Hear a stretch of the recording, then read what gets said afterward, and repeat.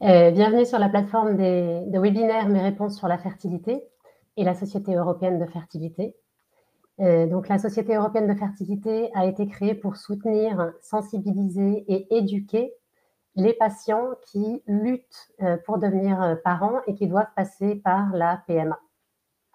Et pour cela, nous invitons les meilleurs experts en fertilité pour vous aider à faire des choix qui ne sont pas toujours faciles, et pour vous permettre d'être mieux informés sur toutes les solutions qui sont disponibles. Ces webinaires sont rendus possibles grâce à notre partenaire technologique ClickMeeting.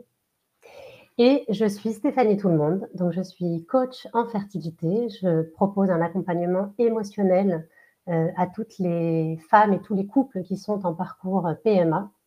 Et aujourd'hui, je serai votre hôte lors de ce webinaire dans lequel nous allons aborder le sujet de la PMA en solo, la maternité en solo. Et notre expert pour parler de ce sujet est le docteur Vladimiro Silva. Bonsoir. Bonsoir Stéphanie. Donc docteur, vous êtes embryologue, directeur du laboratoire de FIV et fondateur de FertiCentro, qui est une des principales cliniques de fertilité au Portugal. Et vous êtes un habitué de nos webinaires et je suis sûre que vous allez apporter de nombreuses clarifications sur ce sujet. Okay. Je voulais juste préciser que l'événement est enregistré, mais que l'anonymat des participants est respecté à tout moment et l'enregistrement sera disponible à partir de demain. Donc on va commencer par la présentation du docteur Silva et je vous invite pendant la présentation à écrire dans le chat en bas à droite toutes vos questions parce qu'à la fin du webinaire, on dédiera un espace pour répondre à toutes les questions qui auront été posées. Voilà, donc je vous laisse la parole, docteur Silva. OK. Bonsoir Stéphanie, merci pour l'invitation, merci aussi à la Société européenne de fertilité de m'avoir invité. C'est toujours un plaisir d'être ici, pour moi, d'être ici et de pouvoir parler de ce sujet. La maternité en solo, en effet, est un des thèmes plus importantes pour nous. Nous avons pas mal de femmes qui essaient de tomber enceintes en solo et donc j'ai tout plaisir d'échanger avec ce public. Je vais partager mon écran, Oui. donc on voit si ça marche. Je pense que vous voyez mon écran à ce moment. Oui, ça y est, on voit. Ok, ça y est. Donc, c'est bon? Vous voyez ma présentation? Oui, parfait. Je cache mon micro et ma caméra et je vous laisse faire la présentation. Ok, bon, très bien. Donc, bienvenue. Nous sommes ce soir ici pour parler des mamans en solo, tout ce qu'il faut savoir sur la maternité en solo. Bien sûr, il y a pas mal de choses à savoir sur ce sujet. Je vais essayer de me concentrer essentiellement sur quatre sujets les plus importants, sur les choses qui concernent la majorité des questions qui nous arrivent. Donc, habituellement, quand vous souhaitez avoir un bébé en solo, la première préoccupation, je peux même dire de presque toutes les femmes, est comment est-ce que je peux choisir un donneur de sperme? Est-ce que ce donneur devrait être anonyme? Quoi faire si mon futur enfant pose la question par rapport à l'identité du donneur, etc. Bon, nous comprenons cette inquiétude, mais il faut d'abord clarifier certains aspects, surtout des aspects médicaux.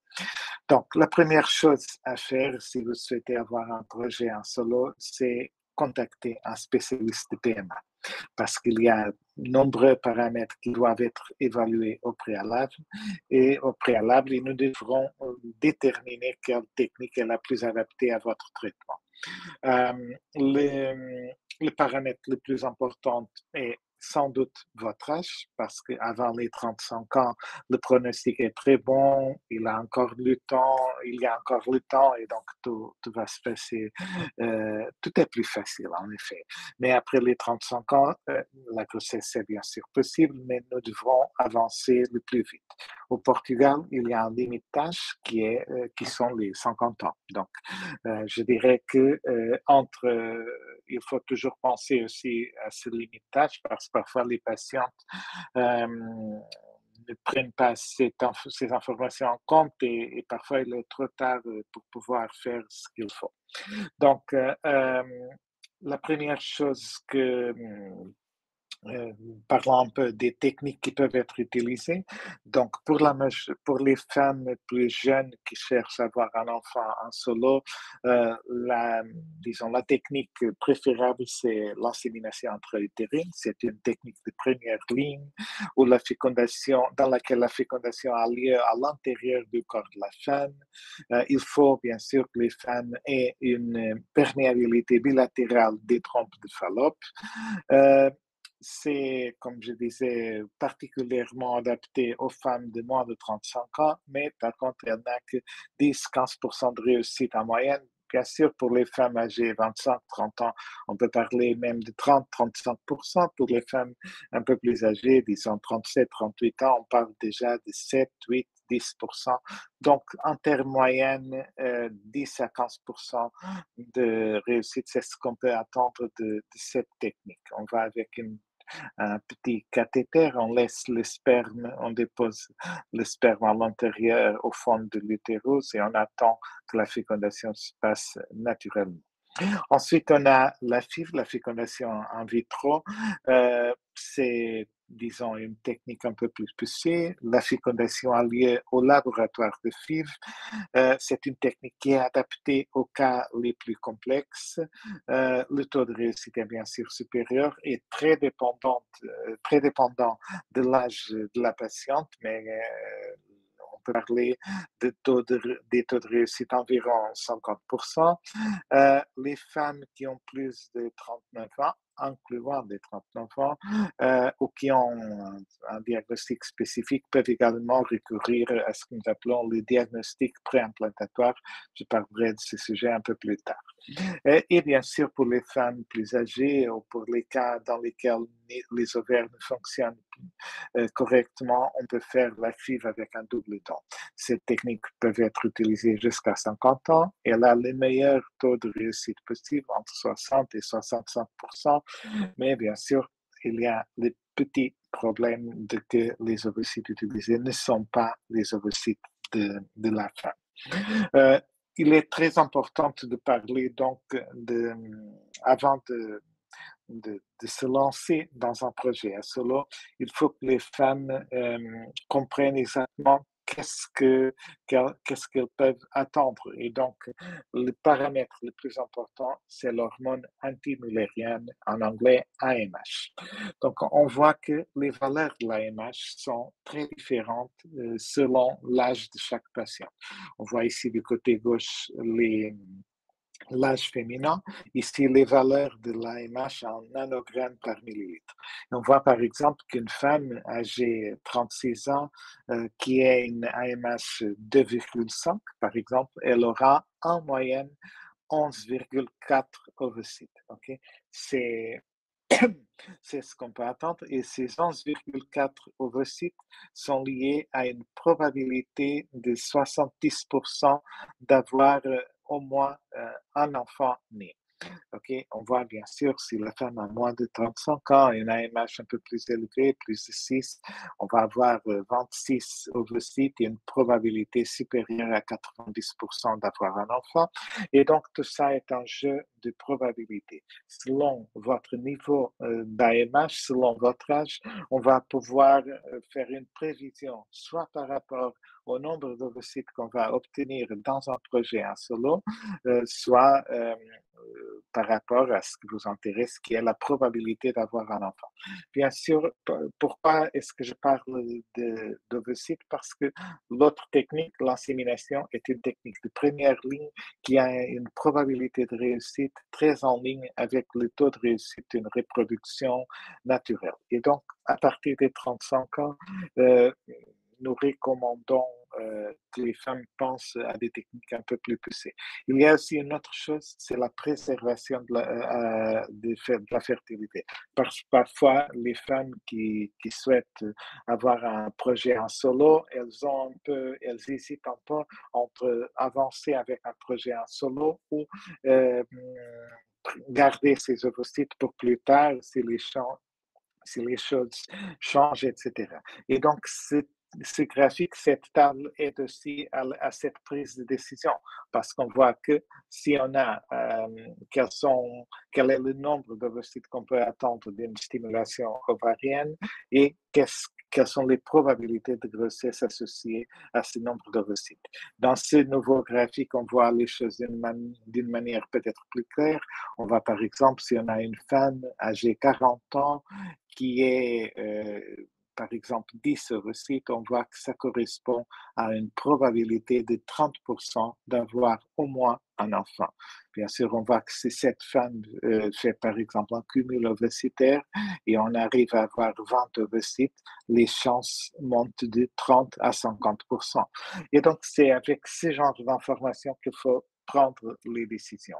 On voit que pour les femmes plus âgées, les chances sont plus faibles, le nombre d'ovocytes nécessaires est incroyablement élevé et on sait que les ovaires dans les âges plus avancés ne sont capables parfois de produire que 1, 2, 3, 4 ovocytes. Donc nous sommes dans ce côté du graphique, mais cet exercice peut aider les femmes à prendre les décisions, soit par rapport à la préservation de sa fertilité, soit par rapport au pronostic reproductif avant d'entamer un procès de maman en solo. Bien sûr, il y a des femmes qui arrivent ici, bon, mais je ne souhaite avoir seulement un enfant, je souhaite 2, 3 enfants. Enfin, ça c'est aussi envisageable. Ça dépend de l'âge de femme et nous sommes prêts à vous donner les probabilités.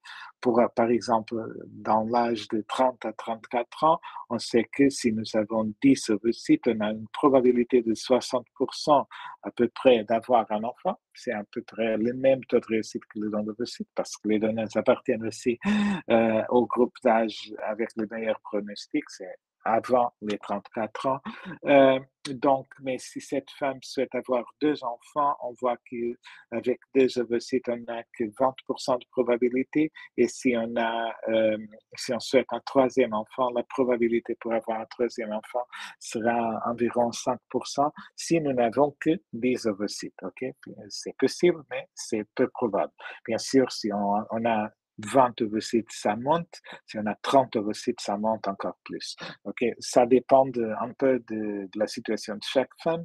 Ces graphiques servent pour aider à la prise de décision, surtout à l'heure de congeler les ovocytes pour préserver la fertilité ou pour dans le cas où les femmes will, par exemple, considérer la possibilité de faire plus qu'une seule stimulation, parce qu'on sait que la qualité ovocytaire féminine, elle ne va pas améliorer, elle va diminuer avec l'âge, et donc il faut mettre toutes les données sur la table avant de prendre une décision. Ça, c'est le type de conversation que nous avons avec nos patients, parce qu'il faut en discuter très clairement pour tout d'abord savoir ce que chaque femme souhaite pour quel est son plan de vie, son plan de famille, pour maintenant, pour l'avenir. Et donc, c'est le type de choses que nous discutons avec nos femmes. Pourquoi? Parce que ça, c'est la réalité. Ici, on voit dans ce graphique, ce sont les résultats des traitements de PMA réalisés aux États-Unis à l'année 2017, mais c'est toujours la même chose, pardon, l'année 2015. Et on voit que dans la ligne bleue, on voit les résultats avec l'endovocyte et on voit que c'est à peu près la même chose pour tout groupe d'âge, donc environ 60%. Toujours 60%, lorsqu'avec les ovocytes de la femme, ça commence très élevé, 50% à peu près, mais à partir des 35 ans, ça commence à diminuer et ça arrive presque à zéro à l'âge 45, 46 ans. C'est l'arrivée de la ménopause aussi. Donc ça, c'est l'évolution de la fertilité naturelle et donc il faut toujours prendre ces données en compte quand on va se lancer dans un projet en solo. Okay? C'est le plus important pour la prise de décision, c'est avoir tous les éléments, toute l'information qui concerne les traitements, le pronostic, les techniques disponibles et ainsi prendre la bonne décision. Euh, et surtout, il faut aussi faire attention à ce qui est annoncé parfois par les cliniques. Par exemple, parce que c'est relativement facile jouer avec les chiffres. Par exemple, si on dit qu'on a un taux de grossesse de 60%, ça signifie qu'après une tentative, 60 patients tombent enceintes et 40 ne tombent pas enceintes. En transférant un deuxième embryon pour les 40 embryons, pour les 40 patientes qui n'étaient pas enceintes après le premier, on aura 24 patientes qui seront enceintes et 16 qui ne seront pas enceintes. En faisant ça par la troisième fois, pour la troisième fois, on voit que on aura 9 patientes qui tomberont enceintes et 7 qui ne seront pas enceintes. Donc, on peut voir qu'après trois transferts, nous pouvons parler d'un taux de réussite de 93%. Mais c'était toujours 60%. Okay? Donc, c'est aussi un conseil pour les femmes qui se lancent dans un projet de maternité à solo. Il faut faire attention aux statistiques qui sont annoncées par les différentes cliniques parce que parfois on voit 93%, 95%, 98%, mais c'est toujours 60%. C'est ce que la nature nous donne. Le reste, un jeu c'est jouer avec les nombres, avec les chiffres, c'est jouer mathématiquement avec la même situation, présenter la même information d'une manière différente. Okay? Donc, il faut faire attention, surtout parce que les femmes souvent prennent des décisions qui ont une énorme qui ont des énormes conséquences dans sa vie future et donc il faut faire beaucoup d'attention à ça. Ensuite, on peut parler un peu des pays aussi, du diagnostic génétique préimplantatoire, ce que nous appelons en anglais le PGTA, et on voit que, par exemple, que, qu'il y a un pourcentage assez significatif d'embryons qui sont porteurs d'anomalies génétiques. On voit par exemple qu'à l'âge des donneuses d'ovocytes, 36 à 40% des embryons portent des anomalies génétiques. Ça explique le taux de réussite de 60%, duquel nous avons parlé, mais que surtout, par exemple, à partir des 38-39 ans, on parle déjà de 64% de probabilité d'avoir un embryon qui n'est pas normal du point de vue génétique. Donc, c'est à partir de cet âge que nous recommandons l'utilisation du PGTA. Pourquoi? Parce qu'ici, on voit que si les résultats du don d'ovocytes, si nous transférons un embryon à hasard, on a 60% de probabilité de grossesse. Si nous transférons l'embryon après le DPI, on va avoir la même chose. Donc, c'est pour ça que nous recommandons le DPI à partir des 39 ans de la femme et on voit que en transférant un embryon testé dans un âge plus avancé, on va avoir à peu près les mêmes résultats pour tout groupe d'âge. On voit ici, par exemple, que en transférant des embryons dans les barres disons, gris. On a les résultats, les taux de réussite pour les femmes qui ont fait des FIV avec le transfert des embryons testés par des pays. On voit ici que, par exemple, avant les 35 ans, en transférant des embryons génétiquement viables, on n'a que 60% de réussite. La même chose qu'avec les données d'ovocytes. Mais on voit que cette probabilité de réussite reste relativement stable au cours de tout groupe d'âge. Et en orange, on voit la probabilité de grossesse naturelle, disons, pour le même groupe d'âge. Qu'est-ce que ça signifie? Bon, le DPI, il ne va pas améliorer la qualité des embryons. Il va tout simplement nous aider à sélectionner les embryons qui ont un meilleur pronostic et comme ça, nous aurons un meilleur taux de réussite. Donc, le DPI, c'est pas pour augmenter la probabilité de grossesse. Le DPI sert pour nous informer, pour aider à la prise de décision, surtout pour les femmes plus âgées. c'est-à-dire les femmes à partir de l'âge de 39 ans, parce que c'est quand le risque d'avoir un embryon porteur des anomalies génétiques devient vraiment significatif. C'est pour ça que nous le recommandons. Encore une fois, c'est sert pour les femmes qui essayent à tomber enceinte euh, en solo. Il faut, bien sûr, quand vous parlez avec les cliniques, dépendant de votre cas, de votre âge, prendre la décision par rapport au DPI, si c'est une bonne idée de le faire ou pas. Alors, et donc, parlons du choix du donneur. Okay.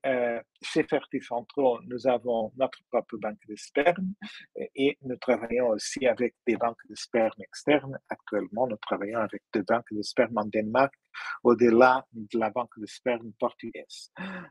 Comment est-ce que ça fonctionne? Bon, au Portugal, nous avons l'avantage d'avoir l'une des plus avancées et plus favorables lois de la PMA au Portugal. Les enfants qui sont issus d'un don ont le droit d'accéder à l'identité de leur donneur à l'âge de 18 ans. Cet accès à l'identité du donneur est accordé et garanti par l'État portugais et ces informations sont conservées pendant 75 ans. C'est-à-dire, même si une clinique ferme, l'accès à l'identité du donneur est toujours protégé et donc c'est quelque chose à laquelle les enfants, les personnes issues de la PMA ont le droit. C'est la même loi qui existe en France. C'est une loi différente de celle qui existe dans d'autres pays qui sont aussi très connus dans la PMA, comme la Tchéquie ou l'Espagne, etc.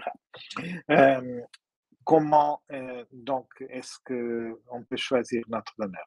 Il y a donc des donneurs qui proviennent de notre banque de sperme.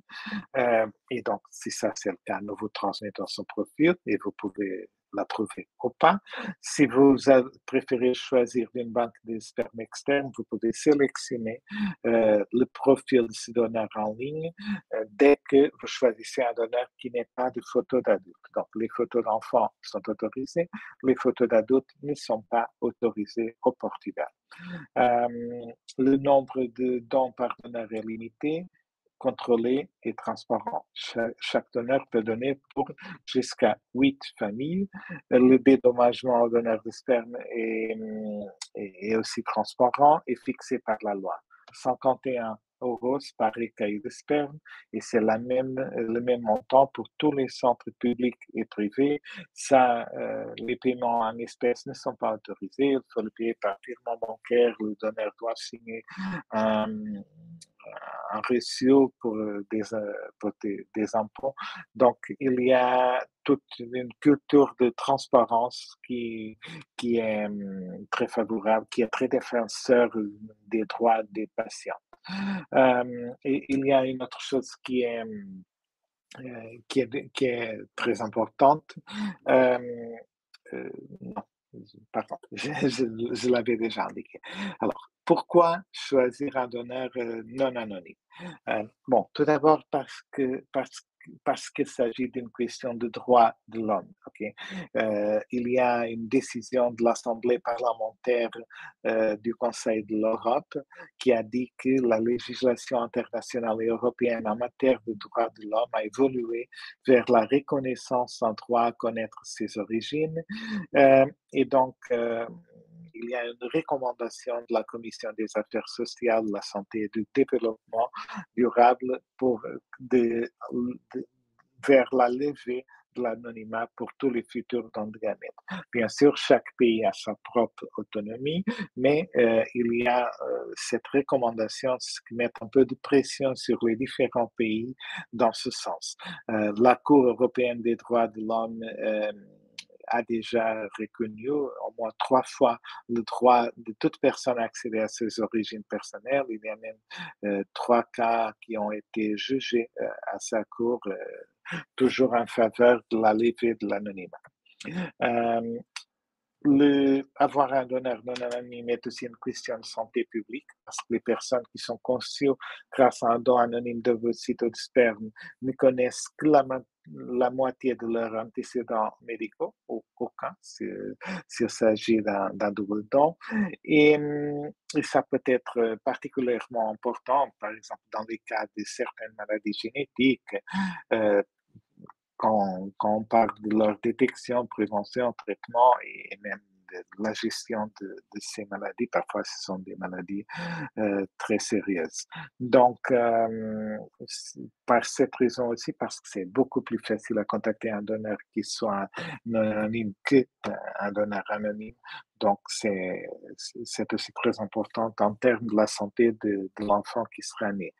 Euh, il y a pas mal de pays qui n'ont pas un contrôle central sur les limites de dons et donc, comme ça, le risque de consanguinité est très élevé. Ici, au Portugal, on sait que, par exemple, chaque donneur de sperme ne peut donner que pour 8 familles et donc, ça assure que le risque de consanguinité est en effet très limité. Euh, et aussi parce que ceci est une question éthique. Quand on prend des décisions au nom des personnes qui ne sont pas encore nées, comme les enfants. Euh, donc, en réalité, la décision d'accéder à l'identité du donneur appartient aux enfants conçus grâce au don, non à ses parents et non aux hommes politiques. Okay, c'est l'importance de, c'est le côté éthique de cette décision parce que quand nous avons un donneur anonyme, c'est une porte qui, en théorie, il y a sans doute des exceptions, sera fermée pour toujours. Lorsqu'on nous parlons d'un donneur non anonyme, c'est un donneur, c'est une porte qui pourra être ouverte ou non. C'est une décision qui devra être prise par la personne à laquelle cette question intéresse le plus, c'est-à-dire les enfants, l'enfant issu du don. Et il y a aussi un problème parce que c'est inévitable que les donneurs soient non anonymes. C'est-à-dire, à cause des banques d'ADN qui existent actuellement, il y a des articles scientifiques qui sont publiés un peu partout qui nous disent que grâce aux banques d'ADN qui existent au monde entier, il y a des banques d'ADN qui ont 30 millions, peut-être plus, de profils enregistrés dans leur base de données. Sur le point de vue technique, il est suffisant que 2, 3, 4 cousins du donneur donnent son ADN pour la base de données et quelqu'un pourra trouver d'une façon relativement facile l'identité de son donneur. Il y a une association en France qui s'appelle PMA non anonyme qui a publié ces données. Grâce à la nouvelle loi française qui a levé l'anonymat des donneurs, il y a 4 donneurs qui ont été découverts. Cependant, grâce au test ADN, chez les banques d'ADN, il y a 117 donneurs découverts et 113 demi-frères et demi-frères génétiques qui ont été découverts. Donc, c'est-à-dire, en réalité, il n'existe pas des donneurs anonymes. Ce qui existe sont des donneurs qui ont été d'accord pour lever son anonymat et les donneurs qui ont donné pensant qu'ils étaient anonymes, mais qui seront découverts contre sa volonté, sans recevoir le conseil psychologique approprié et qui peut-être ne seront pas d'accord de révéler son identité aux personnes issues d'un don. Donc, par cette raison, c'est beaucoup et personne ne souhaite pas que avoir un enfant qui va avoir idéalisé sur qui sera son donneur pendant toute sa vie et à l'âge de 18, 20, 30 ans, quel que soit, il arrive à contacter le donneur à travers un test ADN et le donneur va le rejeter parce qu'il ne pensait pas pouvoir être découvert, il n'est pas d'accord avec la révélation de son identité, etc. Lorsque quelqu'un qui sait déjà que ça peut arriver, c'est quelque chose que cette personne l'attend déjà et donc la probabilité d'avoir une réjection est significativement inférieure. Qu'est-ce que ça signifie, être un donneur non anonyme? Bon, euh, il y a pas mal de choses associées à un donneur, à avoir un donneur non anonyme. La première chose, c'est que vous décidez toujours ce qui est le mieux pour vous et votre famille. C'est à vous de révéler à votre enfant qu'il a été conçu avec l'aide d'un donneur. Sans doute que quand vous êtes une maman en solo, ça c'est relativement évident, mais nous connaissons des cas où cette information n'a pas été partagée avec les enfants. Donc, c'est une décision qui appartient à la femme et c'est aussi, et donc, personne ne pourra pas interférer euh, dans votre décision personnelle. Donc, c'est une question d'autonomie de la famille. C'est la famille qui décide si l'enfant a le droit d'accéder à l'identité du donneur ou pas. Si vous souhaitez de ne pas donner cette possibilité à votre enfant, c'est toujours votre décision.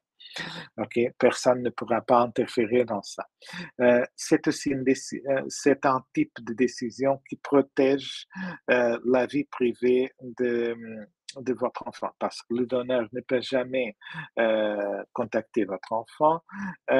Les donneurs renoncent à tous les droits concernant les enfants et votre enfant n'aura aussi aucun droit par rapport au donneur. Donc, ce type de donneur, ici c'est la même chose que les donneurs anonymes, il n'a pas, c'est-à-dire vous pouvez accéder à son identité même sans que le donneur ait aucun droit sur votre enfant. Ça vous protège beaucoup. L'autre chose, c'est que le degré, le pourcentage de détails qui sont laissés à hasard est inférieur. C'est-à-dire, les patientes, avant de choisir ou d'accepter un donneur, les donneurs ont accès à des profils détaillés qui couvrent une longue liste de caractéristiques. Donc, c'est pas, on parlera du profil détaillé des donneurs plus tard dans cette présentation. Et donc, c'est-à-dire vous pouvez contrôler un certain nombre de caractéristiques que vous cherchez dans le donneur. Et bien sûr, les donneurs reçoivent le soutien psychologique nécessaire pour assurer qu'ils sont préparés pour faire face à l'éventualité d'être contactés par des enfants nés depuis son don. Il y a aussi une plus grande clarté et responsabilité pour toutes les parties qui participent dans le traitement, c'est-à-dire les cliniques assurent que chaque don provient d'une source éthique et que chaque donneur est traité avec dignité. Et, et aussi la même chose que je parlais il y a quelques instants, le nombre de familles. C'est-à-dire, à partir de si un donneur est non anonyme, à partir de, c'est-à-dire quand une clinique vous propose un donneur, cette clinique va prendre en charge une responsabilité par rapport au choix de ce donneur. Ok, et personne ne peut pas dire bon c'était le hasard parce qu'on ne peut pas révéler qui est le donneur, etc. Non, si vous contactez la clinique disant mais c'est lui le donneur que vous m'avez décrit comme ci et comme ça, oui, parce que donc les cliniques prennent responsabilité sur les indications, sur les informations qu'elles donnent aux patients, parce que cette information pourra être vérifiée dans l'avenir. Donc, c'est une responsabilité significativement supérieure et c'est pour ça que nous donnons des profils détaillés pour que les patients se sentent en toute confiance avec ce processus. Euh, il y a aussi cette culture de transparence qui, qui empêche que disons, la vente aux enchères pour les donneurs. Le dédommagement aux donneurs est fixé par l'État et c'est le même pour toutes les cliniques publiques et privées. Dans le cas des donneurs de sperme, 121 euros. Le don d'ovocytes, par exemple, c'est 1019 euros. Les donneurs doivent signer un reçu, les paiements en espèces ne sont pas autorisés, donc c'est un système très transparent. Ici, on voit dans cette table, c'est en anglais, je suis désolé, mais je peux vous expliquer. Donc, du côté gauche, nous avons les dons anonymes et les dons non anonymes. Quelle est la différence? Si vous souhaitez partager le fait qu'il y a une donation, ça c'est possible qu'avec les dons non anonymes. Vous contrôlez toujours la narrative, comme avec les donneurs anonymes. Euh, les contacts avec le donneur, dans certains cas de maladies sérieuses, c'est beaucoup plus facile avec les dons non anonymes. Les donneurs sont d'accord pour être contactés, ils souhaitent être contactés. Donc, s'il y a un désir de la part de votre enfant ou si votre enfant a besoin de contacter le donneur par quelque raison, ça c'est possible avec les dons non anonymes. Les parents ont une assurance par rapport au nombre de dons par donneur. Bien sûr, ça c'est aussi possible avec les donations anonymes, mais c'est pas ce qu'on voit dans la pratique clinique. Et, et les donneurs et les profils détaillés de donneurs sont disponibles que dans les pays qui pratiquent le don non anonyme. Donc, comment est-ce que nous sélectionnons nos donneurs? C'est relativement facile. On fait une évaluation clinique, on évalue son histoire clinique et familiale, on fait le dépistage des maladies infectieuses et on fait aussi le dépistage génétique. On fait aussi une évaluation psychologique pour évaluer la santé mentale du donneur. Et nous évaluons l'ouverture du donneur au processus de don, le compromis, la collaboration, sa responsabilité, s'il comprend les étapes du processus, s'il comprend les conséquences pour l'avenir, on va l'éduquer émotionnellement, on va le soutenir émotionnellement. On fait aussi les dépistages génétiques, on peut faire des tests qui arrivent pour exclure plus de 500 ou même plus de 2200 maladies récessives. Donc, ce sont les tests que nous pratiquons chez notre clinique Fertis Emploi. Ce type de test est valide seulement avec nos propres donneurs. Bien sûr, les banques de sperme externes ont aussi ses propres tests. Mais ici, si vous souhaitez être complètement rassuré, on peut vous dire qu'un donneur de sperme on peut exclure même plus de 2200 maladies génétiques récessives, ce qui est une assurance très importante. Bien sûr, il y a peut-être 4000 maladies génétiques connues. Donc, ce n'est pas la totalité, mais c'est sans doute une énorme partie des maladies génétiques possibles. Donc, par rapport, au profil des donneurs, ceci est l'exemple du type d'information que nous partageons avec nos patients. Donc, ça, c'est l'information que nous donnons à nos patients. Il faut bien sûr dire que pas tous les donneurs ont le même type d'information disponible. Okay? Les donneurs les plus récents ont des profils très complets, et ça, on peut l'assurer. Les donneurs plus anciens ont des profils qui, parfois, ils sont aussi des profils très complets, mais il y a des petites différences. Mais de toute façon, on voit ici un exemple, ceci est un exemple réel d'un donneur on voit ici son origine, les caractéristiques physiques, son groupe sanguin, niveau d'études, etc., son temps de peau. Par exemple, ce donneur a été classifié comme type 2. On donne des exemples pour que vous puissiez voir quels sont les types de peau qui existent, que nous considérons. On voit par exemple ce donneur a été classifié comme type 2. Type 2 signifie qu'il a une peau claire, qu'au soleil, ça devient légèrement marron, mais pas significativement. On donne aussi la liste d'examens cliniques qui ont été faits. Ça, c'est c'est la routine pour tout donneur.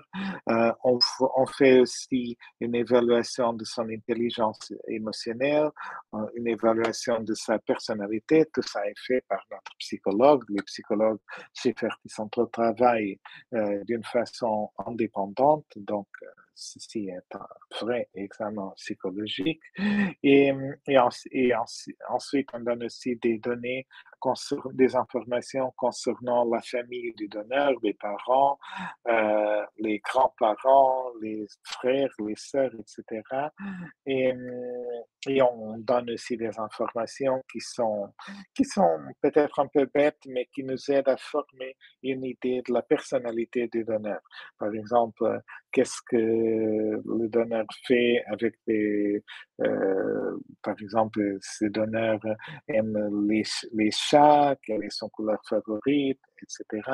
Un message, en réalité, ce profil est d'une donneuse d'ovocytes, mais c'est la même chose en termes de type d'information. Okay? Donc, il y a un message du donneur qui est toujours dans le profil et voilà. C'est ça. À partir du moment où les patients reçoivent le profil du donneur, elles peuvent accepter le donneur ou pas. Si elles ne sont pas d'accord, on va proposer un autre donneur. Si elles sont d'accord, nous avançons avec ce donneur. Okay? Si le donneur vient d'une banque de sperme externe, sans doute qu'on le fera avec le profil qui est disponible dans cette banque de sperme, qui a l'avantage d'avoir des photos d'enfants du donneur. Bon, j'espère que ça pouvoir avoir été clair. Je suis à votre disposition si vous avez des questions. Donc, voilà, j'arrête de partager mon écran. Ainsi, j'essaie. Et voilà, Stéphanie, je suis à votre disposition. Pardon. Merci beaucoup. Je vous en prie. Merci beaucoup, c'était très complet. Alors, il y a quelques questions. N'oubliez pas que vous pouvez poser vos questions en bas à droite dans le chat. Donc, surtout, si vous avez... Je vais les poser au fur et à mesure, hein, mais s'il y en a d'autres, surtout, n'hésitez pas à les poser. Alors, à propos du choix du donneur, non, il y a quelqu'un qui demande, on peut donc choisir son donneur dans une banque de sperme et c'est la clinique qui s'occupe de tout. C'est ça? Oui, exactement. Donc, vous allez, donc il faut que vous allez vers la banque de sperme. Par exemple, si vous allez vers Krios ou European Sperm Bank, vous pouvez contacter la banque, voir dans la web, dans le site internet de la banque de sperme, et vous pouvez dire quelque chose comme j'aime le donneur Peter, ok? Et donc, on vous répond. Tout d'abord, il faut voir exactement quel est le type de traitement que vous allez faire. Si c'est un donneur, si c'est par exemple une insémination intra-utérine, il faut que votre donneur ait un certain type de paillettes, parce que pour une insémination, on a besoin des paillettes avec une mobilité de spermatozoïdes supérieure. Si c'est pour faire une FIV, on peut travailler en principe avec toute paillette, parce que pour nous, faire une FIV ou une ICSI, c'est la même chose. Donc, on vous dira, OK, c'est bon, une paillette, par exemple, pour une insémination avec Peter, depuis Krios ou European Sperm Bank, a un coût de disons 1000 euros. Si vous êtes d'accord, on commande la paillette. Si vous n'êtes pas d'accord, c'est ça. Donc, en principe, ça passe pour nous. Bien sûr, il y a parfois des patientes qui ont des paillettes réservées chez certaines banques de sperme. Il faut toujours que nous confirmons que les paillettes correspondent à ce qui est préconisé dans la loi portugaise, c'est-à-dire donneur d'identité ouverte et des caractéristiques physiques compatibles. Okay? Donc, si on a ce genre, si ça c'est, et bien sûr, caractéristiques des paillettes aussi compatibles avec le type de traitement. Donc, si ça c'est assuré, on peut avancer. En principe, je dirais 90% des fois, c'est la clinique qui commande le sperme externe.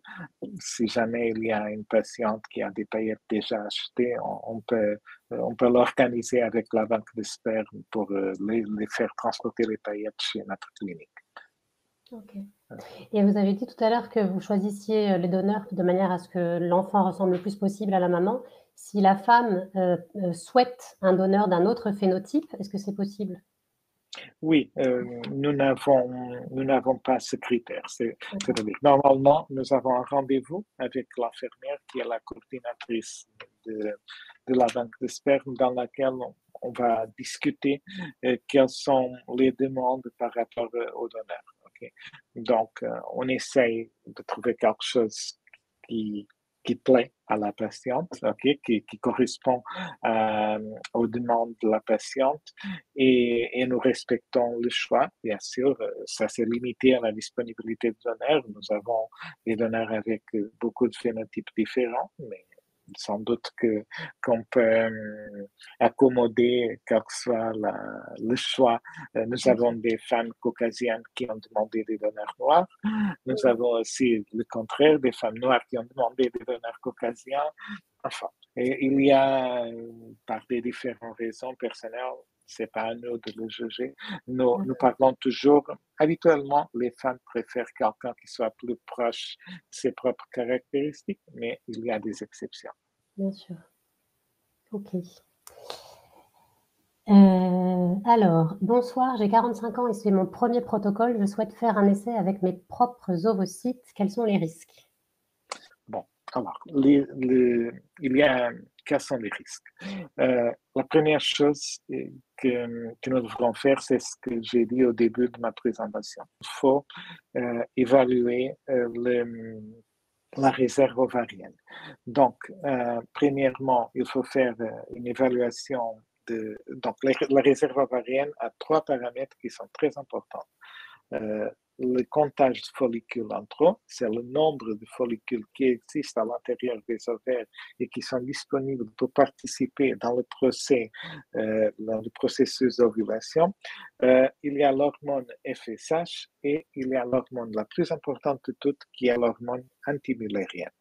On sait que à l'âge de 45 ans, il y a un pourcentage significatif des femmes, disons la grande majorité des femmes, a déjà une réserve ovarienne trop faible.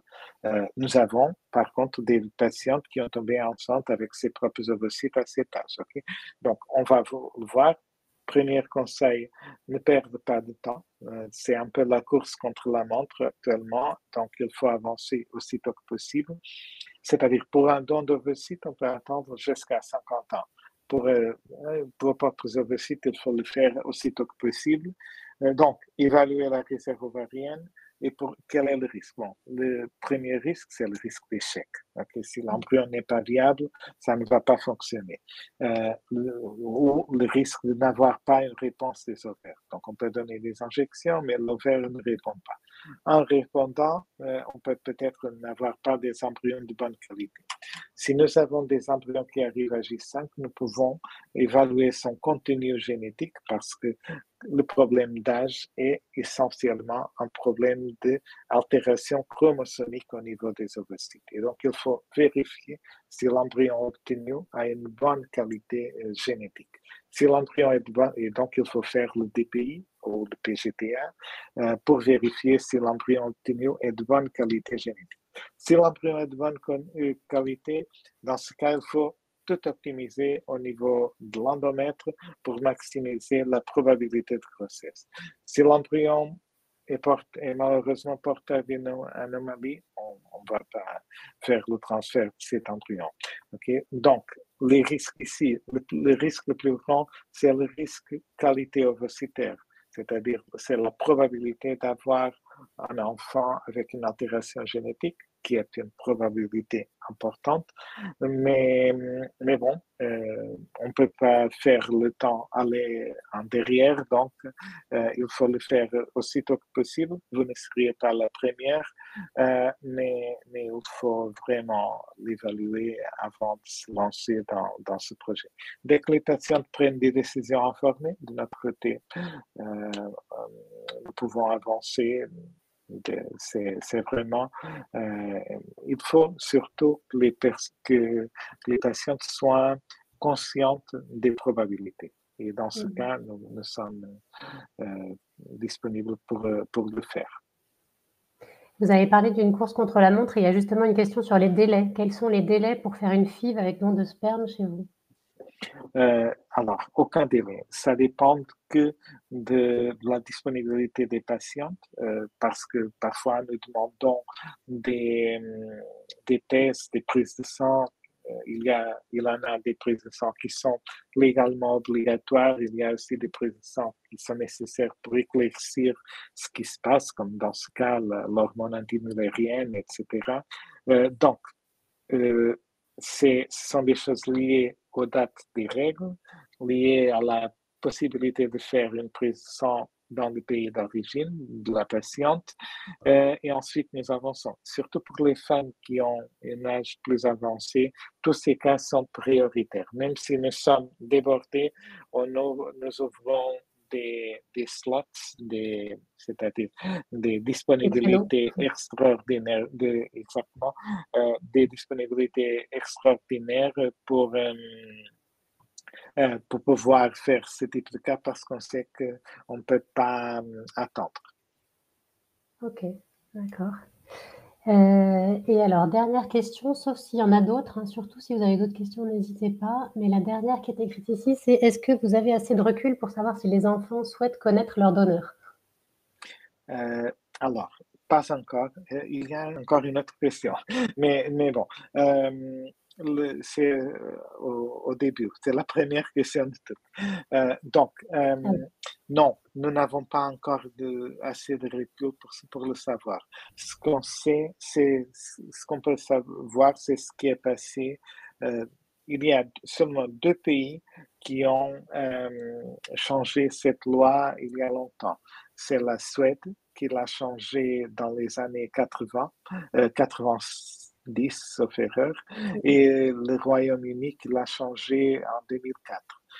Selon les rapports que nous écoutons, il n'y a pas énormément de demandes d'accès à l'identité, mais il y en a pas mal de patientes qui le demandent. Cependant, par coïncidence, même cette semaine, j'ai été contacté par une femme qui avait un enfant avec nous avant l'altération de la loi. Mais heureusement, c'était un double don. Les 2 donneurs, la donneuse d'ovocytes et le donneur de sperme, ont été d'accord pour lever son identité. Donc, elle était très contente. Elle m'a appelé aussi au téléphone avec l'enfant. L'enfant était très intéressé de savoir qui étaient ses donneurs. Il a maintenant 6 ou 7 ans. Il me disait, bon, mais je souhaite connaître mon donneur et ma donneuse. Et je lui ai dit, non, il faut que tu attends un peu plus. Donc, dans 12 ans, tu auras l'accès à ces informations. Mais ceci est un exemple réel de quelqu'un qui est intéressé. Mais selon en Angleterre et en Suède, il y a pas mal de cas de personnes qui ont demandé.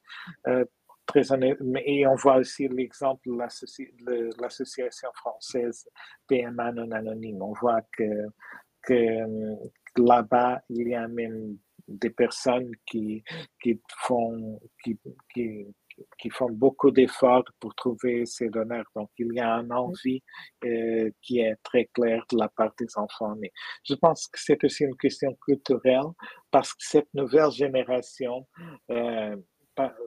pour moi, peut-être pour toi, Stéphanie, je ne sais pas, mais pour notre génération, nous sommes un peu, les choses n'étaient pas aussi claires au passé.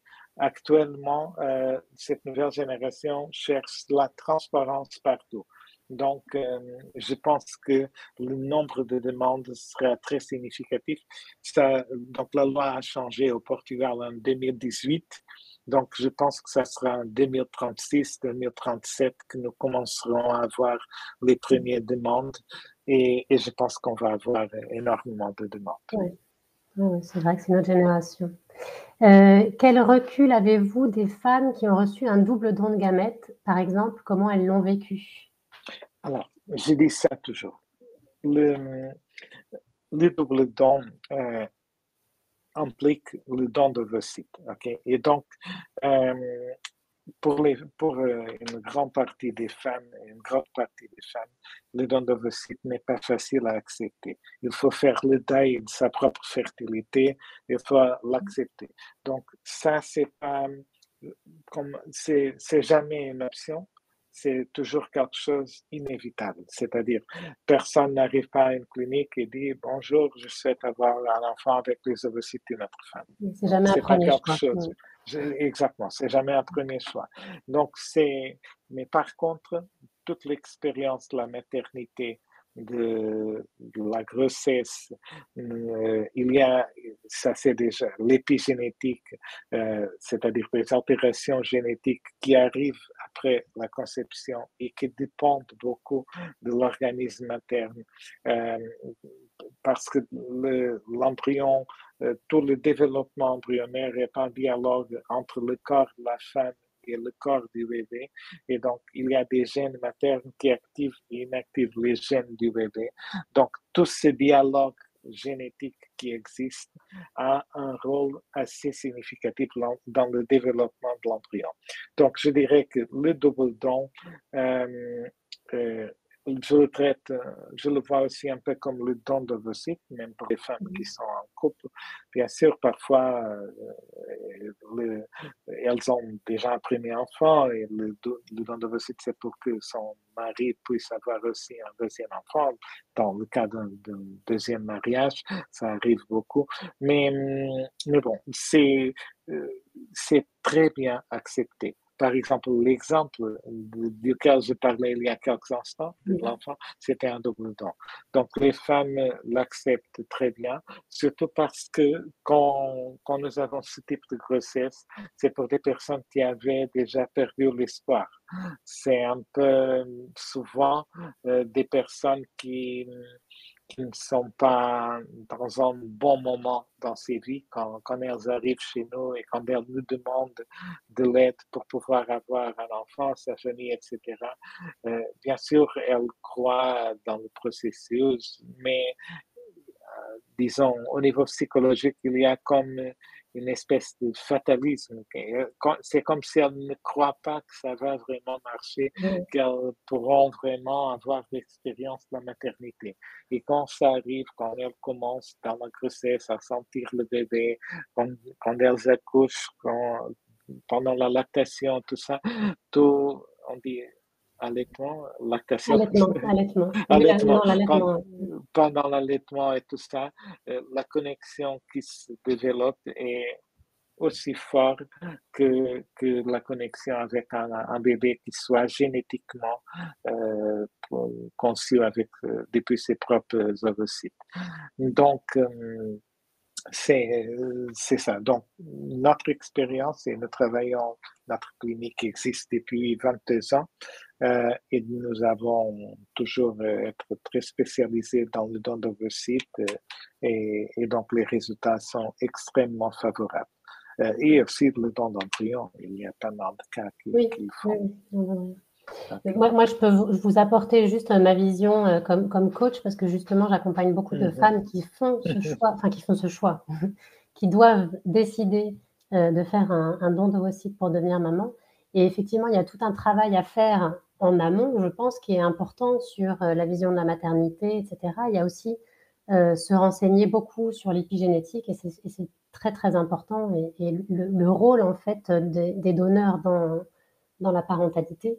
Mais en tout cas, toutes les femmes que moi j'ai accompagnées là-dedans, quels que soient les doutes qu'elles avaient à l'origine, au moment où elles ont eu leur enfant dans leurs bras, il n'y avait plus de doute.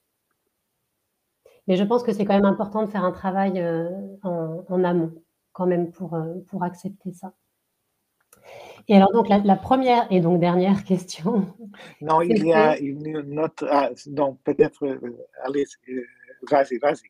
Un nombre d'ovocytes prélevés très élevé, 20 à 25 ovocytes, peut-il être synonyme de mauvaise qualité? Parce qu'effectivement, il y a des parfois, on voit dans certaines cliniques qu'il y a 25, 30 ovocytes prélevés et d'autres 9, et on se dit, oulala. Alors, donc, pendant plusieurs années, dans la communauté scientifique, initialement, on disait toujours que la quantité idéale était entre 8 et 15 ovocytes. Cependant, il y a des études plus récentes qui ont indiqué qu'il n'y a pas vraiment une limite pour le nombre, c'est-à-dire que la probabilité de grossesse augmente toujours avec l'augmentation du nombre d'ovocytes disponibles. Cependant, c'est aussi vrai que, donc, bien que la probabilité de grossesse augmente, c'est aussi vrai que le pourcentage d'ovocytes avec des caractéristiques anormales peut aussi augmenter. Mais si on pense en fonction du but de tout ça, c'est-à-dire de l'intérêt d'avoir un enfant, un bébé, je dirais que oui. Donc, c'est-à-dire, c'est préférable. Avoir 20, 25, c'est mieux qu'avoir 10, 15, OK, ou 5, 10. Donc, c'est pas vrai que la qualité va diminuer. Cependant, peut-être si on pense en termes de pourcentage d'ovocytes viables, peut-être que ça pourrait être vrai. Donc, mon conseil, surtout, bon, et si vous vous rappelez, dans le graphique, la table que j'ai montrée, le nombre d'ovocytes liés est toujours lié à une augmentation de la probabilité de grossesse. Okay? Il n'y a pas d'exception. Donc, en principe, actuellement, peut-être ça change à nouveau dans quelques mois ou dans quelques années, mais pour l'instant, ce que la science pense d'une façon, disons, la pensée dominante dans la science est que le plus d'ovocytes, le mieux. Okay? Dernière question, quels sont les délais pour un don d'embryon? Ça dépend. En fait, c'est une bonne question parce qu'actuellement, nous n'avons pas de délai. Nous avons des dons d'embryons disponibles. Nous sommes aussi dans la période de transition de la loi. Nous avions les embryons qui ont été donnés dans le temps de l'anonymat et nous avons un problème parce que la majorité des patientes cherchent des embryons donnés sans anonymat. Donc, jusqu'au mois de juillet, nous pouvons encore utiliser les embryons qui ont été donnés sous anonymat jusqu'au 31 juillet. Et pour les autres, il n'y a pas de limite. Mais nous avons actuellement pas mal d'embryons disponibles des deux types.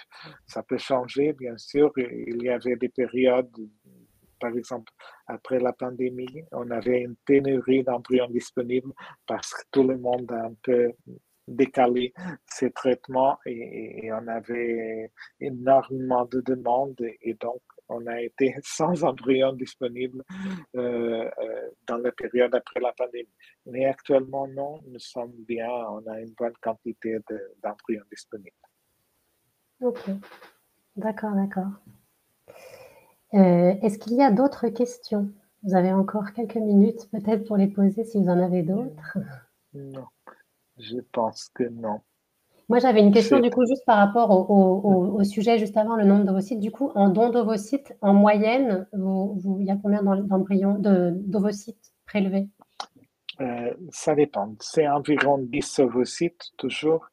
Donc, en termes moyenne, c'est 10, 11 ovocytes. Et surtout, c'est sur un point de vue statistique, le nombre, parce que nous travaillons avec des garanties de blastocystes. Et donc, le nombre moyen de blastocystes pour un traitement avec ton ovocyte, c'est 4. Okay? Mais donc, statistiquement, on sait que 40% des ovocytes donneront lieu à des blastocystes. Et donc, normalement, c'est ça que je dis toujours aux patients. On se concentre sur le nombre de blastocystes parce que c'est avec ça que vous avez une probabilité réelle. Ça ne sert à rien d'avoir 20 ovocytes si vous n'avez que 2-3 embryons. Donc, c'est ça. 10 ovocytes, à peu près 4 blastocystes. C'est le nombre moyen. Les nombres moyens. Ok. Et je crois qu'il n'y a pas d'autres questions. Donc, merci beaucoup, beaucoup, beaucoup. Si jamais il y a des questions par la suite, de toute façon, vous pouvez toujours les poser au travers de la clinique ou alors mes réponses sur la fertilité. Donc, merci, Dr Silva, et merci Merci à tout le Stéphanie, monde d'avoir enchanté. participé. Enchanté encore une fois. Et merci aussi et surtout bonne chance pour tous vos traitements à vous que nous écoutez. Et j'espère que ça marche pour vous. OK? Ouais. Et je suis à votre disposition en cas de besoin, bien sûr. OK. Merci beaucoup et bonne soirée. Bonne soirée. Au revoir. Au revoir.